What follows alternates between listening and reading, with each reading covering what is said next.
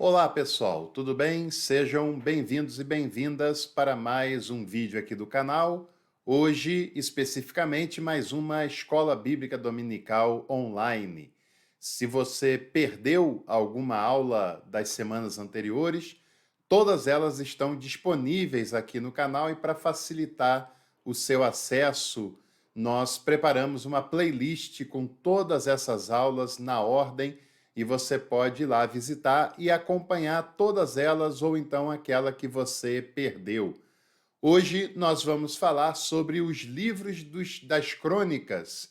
São livros muito interessantes que nós nem sempre conhecemos como precisaríamos, né? Mas hoje nós vamos falar uma visão geral sobre o livro de crônicas, tanto o primeiro livro quanto o segundo livro, e eu tenho certeza que você vai se posicionar melhor na hora de ler esses textos tão interessantes que fazem parte do Antigo Testamento e fazem parte também, pelo menos no cânon da Bíblia cristã, dos chamados livros históricos. Vem na sequência dos dois livros de Samuel e também na sequência dos dois livros dos reis. Antes da gente falar sobre crônicas, eu quero lhe fazer um convite. Se você deseja estudar teologia com qualidade, com acessibilidade, e aí você vai estudar com detalhes não só a teologia bíblica, mas também a teologia sistemática, a teologia pastoral, e o melhor, pagando menos de R$ 1 por dia. É só você se tornar membro Café Completo aqui do canal, que hoje mesmo, aderindo, você já tem acesso a alguns conteúdos especiais e daqui por diante assistirá todas as nossas aulas. Não perca tempo e faça a sua adesão hoje mesmo. Bom, se você tem acompanhado aqui a EBD Online e viu os últimos dois episódios em que a gente falou sobre os livros de Samuel, sobre os livros de Reis, você agora vai acompanhar também esse conteúdo sobre crônicas. Você vai perceber que o conteúdo de crônicas não é novidade em comparação aos livros anteriores que a gente já estudou por aqui. Na verdade, o livro de crônicas é um complemento dos textos de Samuel e principalmente dos textos de Reis. Na verdade, fala sobre os mesmos assuntos do livro de Reis, mas tem enfoque diferente, tem uma preocupação especial que o livro de Reis não tinha. Cada um fala sobre o mesmo assunto, só que com perspectivas diferentes, e por isso é muito interessante você acompanhar essa aula para saber as diferenças de perspectivas e ter um olhar mais amplo sobre essas passagens e vai fazer com que você tenha uma compreensão maior, né? Na Bíblia hebraica, os livros de crônicas não tinham separação em primeiro ou segundo livro de crônicas, era um único livro, até porque essa separação ela é artificial, né? O livro não pede essa separação.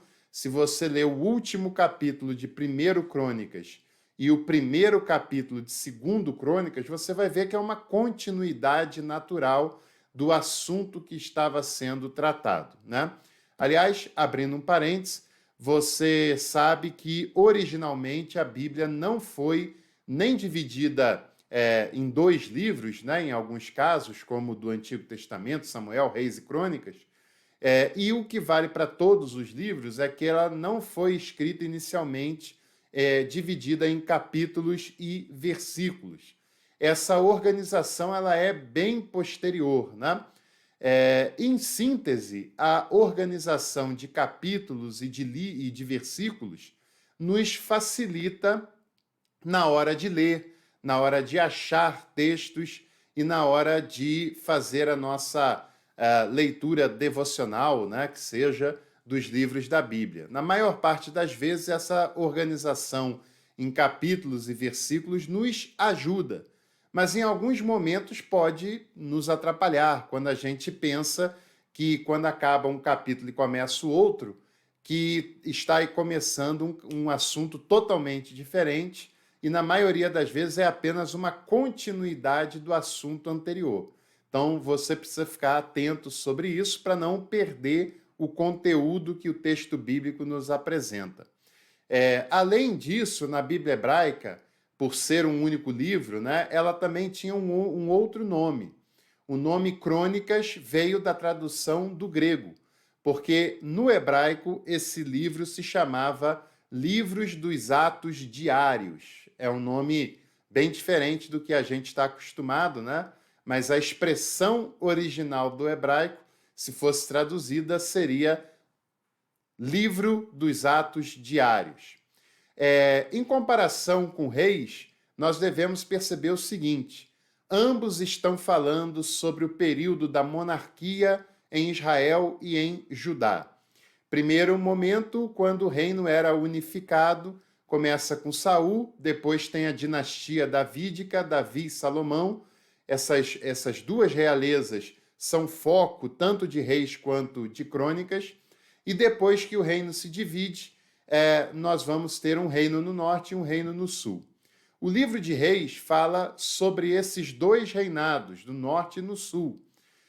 Já o livro de Crônicas, como ele tem uma perspectiva mais sacerdotal, o reinado no norte é praticamente excluído, é praticamente deixado de lado, porque o foco do autor das Crônicas é no reino de Judá. Porque o autor de Crônicas, que também é o mesmo autor de Esdras e Neemias, que também na Bíblia hebraica não tinha separação, e nós vamos falar disso na semana que vem, o autor ele tem essa preocupação sacerdotal, uma preocupação religiosa. Por isso ele apresenta três grandes preocupações, né? A preocupação com o Templo de Jerusalém, a preocupação com a religiosidade sacerdotal em Jerusalém e também a preocupação com a comunidade judaica de Jerusalém. Ou seja, são preocupações religiosas. Já o autor dos Reis tem preocupações políticas também naquelas passagens, e embora o autor de Crônicas relate episódios políticos, mas a sua observação é uma observação religiosa. Por isso, nós vamos ver com muita frequência ele falando dos reis que fizeram o que era bom aos olhos de Deus, que fizeram o que era mal aos olhos de Deus, e quase sempre essa análise ela não é política, é uma análise religiosa. E a preocupação dele é a seguinte: esse rei favoreceu o sacerdócio em Judá, favoreceu a centralização do culto em Jerusalém e no templo? Se sim, ele fez o que era bom aos olhos de Deus, segundo essa leitura sacerdotal. Se ele não fez isso, ele fez o que é mal aos olhos de Deus, segundo essa leitura sacerdotal, né? Então você vai ver isso em grande parte do relato de Crônicas. A história relatada pelo livro de Crônicas, primeiro e segundo livro, é o período histórico mais longo de todo o Antigo Testamento, né? Representa o período histórico mais longo de um livro da Bíblia, de um livro do Antigo Testamento. E nós temos um esboço interessante sobre essas perspectivas. A primeira parte vai de 1 Crônicas, capítulo 1 até o capítulo 9, e toda essa parte é uma parte um pouco mais técnica, uma parte um pouco mais chata de ser lida, porque apresenta genealogias, começando pela genealogia sacerdotal, mas também passando por todas as 12 tribos de Israel. Então, do capítulo 1 até o capítulo 9 do livro de 1 Crônicas, você vai ver nomes e mais nomes em toda essa porção da Bíblia, né? Então, é uma leitura um pouco mais cansativa. Do capítulo 10 até o capítulo 29 do primeiro livro das Crônicas, você vai ter um enfoque total sobre o reino de Davi. E para o relato das Crônicas, o reino de Davi é extremamente importante, porque ele é o reino da promessa de Deus. Ele é o reino do chamado divino para a nação de Israel. e todos os seus descendentes são frutos da promessa de Deus. É assim que o autor das Crônicas entende. A terceira parte está no capítulo 1 ao 9 de 2 Crônicas, que enfoca o reino de Salomão. E de capítulo 10 até o capítulo 36 de 2 Crônicas, vai falar sobre todos os outros reinos, especialmente de Judá, desde a divisão do reino com Roboão, filho de Salomão, até o período em que esse povo vai para o cativeiro na Babilônia. É um período bastante longo, né? São quase 20 reis entre Roboão e o cativeiro da Babilônia, né? Então, bastante tempo se passa entre um episódio e outro, tá bom? O autor, como eu falei, não se sabe exatamente quem teria sido o autor, né? O nome do autor de Crônicas, mas a pessoa que escreveu Crônicas, muito provavelmente também escreveu Esdras e Neemias, embora não tenha escrito de uma única vez, embora essa escrita tenha sido feita em fases. E a versão final que nós conhecemos tenha demorado um pouquinho mais.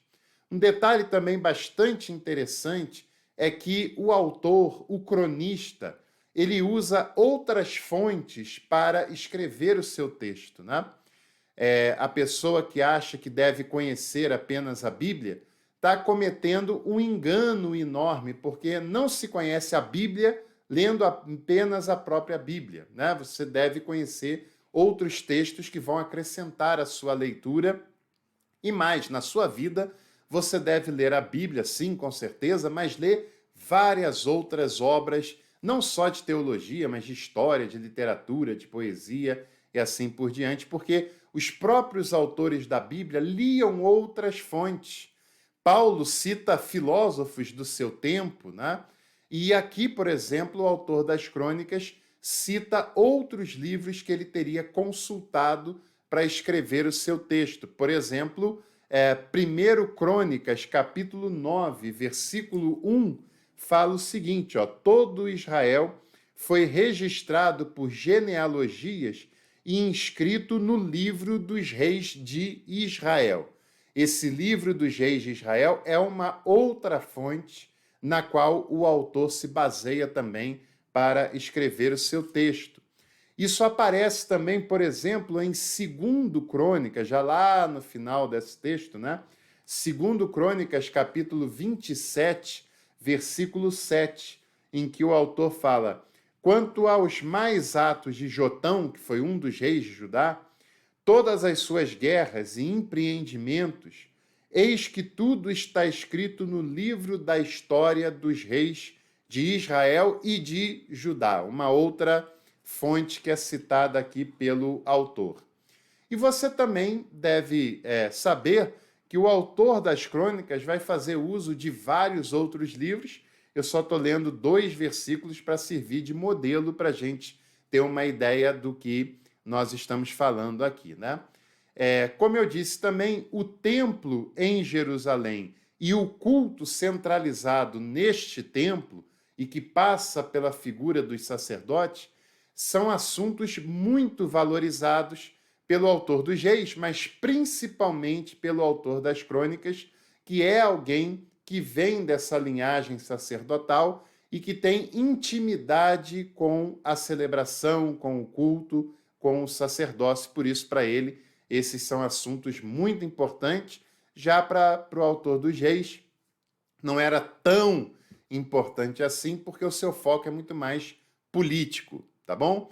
Então, o que é que nós encontramos nos livros das Crônicas? Bom, primeiro, do capítulo 1 até o capítulo 9, você vai encontrar genealogias e mais genealogias. No capítulo 10, nós vamos encontrar um relato interessante sobre os últimos dias de Saul, a sua morte e a sua sepultura, e que vai abrir caminho para a unção de Davi como rei, o que acontece no capítulo 11 do primeiro livro de Crônicas. Davi é ungido rei, mas ele não assume o reinado completo e absoluto assim que ele é ungido. Ele tem algumas dificuldades, ele está fugindo de Saul, volta para a terra, é ungido rei, mas ele não começa o seu governo imediatamente e nem essa ascensão é tão simples e tão fácil assim. O capítulo 11 e o capítulo 12 de 1 Crônicas você vai ver falando sobre os valentes de Davi, o exército de Davi, tudo isso depois da sua unção de rei, porque ele ainda tem que fazer alguns esforços, alguns empreendimentos até conseguir ascender ao poder definitivamente.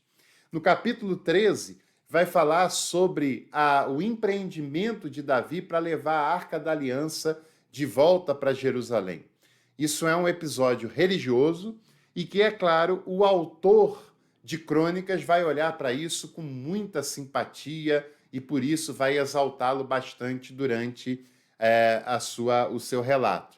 Depois, no capítulo 14 de 1 Reis, nós temos Davi tendo uma projeção internacional com a aliança que ele faz com o rei de Tiro e também com uma batalha que ele vence contra os filisteus, né? Prossegue o relato do capítulo 15, capítulo 16, capítulo 17, falando sobre Davi e a sua aproximação com os sacerdotes. Ele levanta ofertas para os sacerdotes, ele organiza o sacerdócio, ele leva a Arca da Aliança para Jerusalém novamente, ou seja, são 3 capítulos que o autor de Crônicas tem muita ênfase, porque é uma aproximação de Davi com os sacerdotes da terra de Israel naquele cenário, né? Depois vem o capítulo 18, que vai falar sobre algumas vitórias que Davi vai tendo ao longo da sua vida, até que ele vai consolidar o seu poder. E você sabe que primeiro Davi reinou por 7 anos em Hebrom, até que ele consegue unificar o reino sob a sua liderança, ampliar o território que foi herdado lá de Saul, e concentrar o seu reinado na capital, Jerusalém.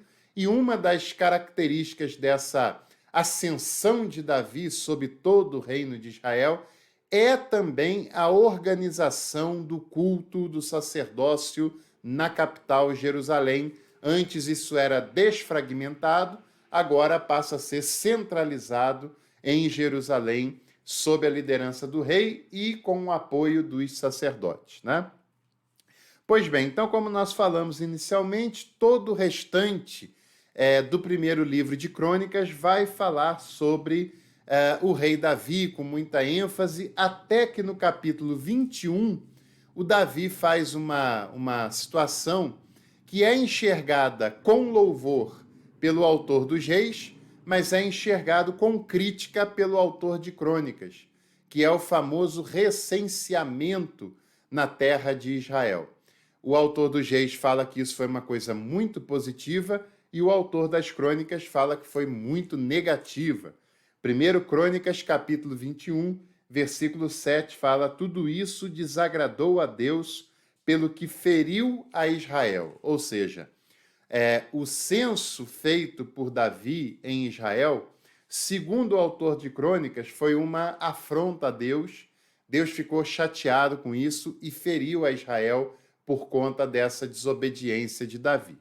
E no final do livro de Crônicas, do primeiro livro, vai falar sobre o arrependimento de Davi diante disso e toda a restauração que ele vai fazer do sacerdócio, do culto em Israel, depois que ele fez isso e depois que ele se arrepende de ter desagradado a Deus, ele vai se aproximar ainda mais desses sacerdotes e organizar todo esse culto.